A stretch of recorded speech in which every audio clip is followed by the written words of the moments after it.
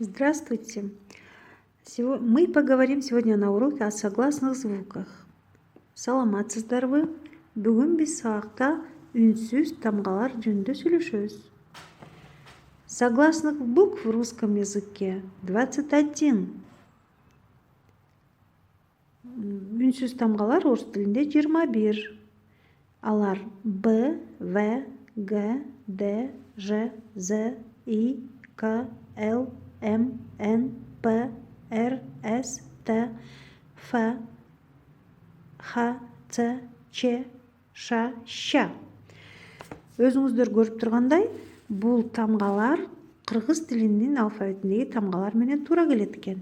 Бирок ушуларды силерде суроо пайда болушу мүмкүн. Булар менен окшош эле турбайбы? Эмне үчүн буларды окуп үйрөнүш керек? Бирок карасаңыз, орус тилиндеги ушул тамгалар 21 болсо, алар 36 тыбышты берет экен. Демек, алар тамгаларга караганда көбүрөөк тыбыштарды берет экен. Келгиле мисалда карап көрөлү. Кыргыз тилинде бул сөздүн биринчи тамгасын Ж деп окумакпыз. Кыргызча окусак эгер жар деп окумакпыз. Ал эми орус тилинде бул тамга Ж деген тыбышты берет экен. Ж тыбышы кыргыз тилинде колдонулбайт, бирок кыргыз тилинде бир сөз бар экен, муктаж деген. Мына ушул жалгыз сөздөгү Ж айтылышы тамгасы орус тилиндеги Ж тамгасы менен туура келет экен. Жар, муктаж. Экинчиден, сол, соль. Салыштырып көрөлү. Биринчи сөздө сол, бул кыргызча сөз сол, экинчиде соль, бул орусча сөз экен. Бунда биз Л тамгасын Л деп жумшак айттык. Кыргыз тилинен айырмаланып, орус тилинде жумшак үнсүздөр бар экен. Бул жумшак үнсүздү жасаш үчүн тилибизди тиштин артынан бир аз таңдайга жогору көтөрөт экенбиз. Мисалы, сол деген сөздү айтканда, тил тиштин аркасына тийип атса, соль дегенде Л тыбышын айтканда, тилди дагы таңдайды көздөй кичине жогору көтөрүп жасайт экенбиз. Дагы үчүнчүдөн, орус тилиндеги Ц тыбышы. Ц тыбышы кыргыз тилинде сөздөрдө колдонулбагандыктан бул тыбышты жасоо кыргыз тилин алып жүрүүчүлөргө бир аз кымбатыраак, кыйыныраак болот. Мисалы, цирк. Муну көпчүлүк учурда цирк деп каткалаң же туура айтпастан цирк деп коюшат. Бул дагы туура эмес болот. Ошондой эле Щ тамгасы. Щ тамгасы кыргыз тилинде сөздөр жасалбайт бул тамга менен. Ошондуктан бул тамганы туура айтуу дагы кыргыз тилине бир аз татаалыраак. Мына бүгүнкү сабагыбызда мына ушул тамгалардын кандай тыбыштарды берери тууралуу сөз кылабыз.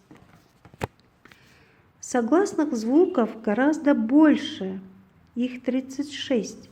Үнсүз тамгалар, үнсүз тыбыштар тамгаларга караганда көбүрөөк экен. Эмнеликтен көбүрөөк? Себеби алар ар кандай учурларда ар кандай тыбыштарды берет экен. Башкача айтканда, алар согласные звуки бывают твердые и мягкие, звонкие и глухие. Алар каткалаң жана жумшак, ичке жана жоон жана жумшак, ичке жана каткалаң үнсүздөр болуп бөлүнөт экен. Ал эми ажыратуу белгиси жана ичкертүү белгиси тыбыш бербейт. Келиңиздер, тамгалар менен таанышып көрөлү, тамгалардын айтылышы менен таанышып көрөлү. Орус тилиндеги тамгалар алар жуп, башкача айтканда парные болушат экен.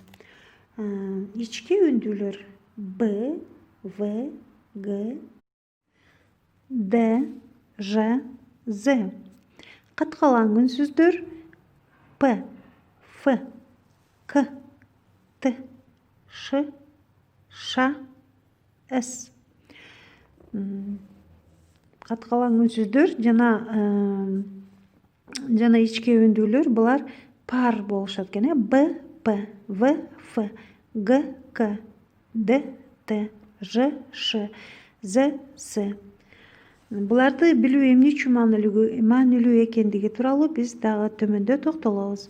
Эми жупсуз непарные согласные, жупсуз үнсүздөр. Булар Ж, Ш, Ц.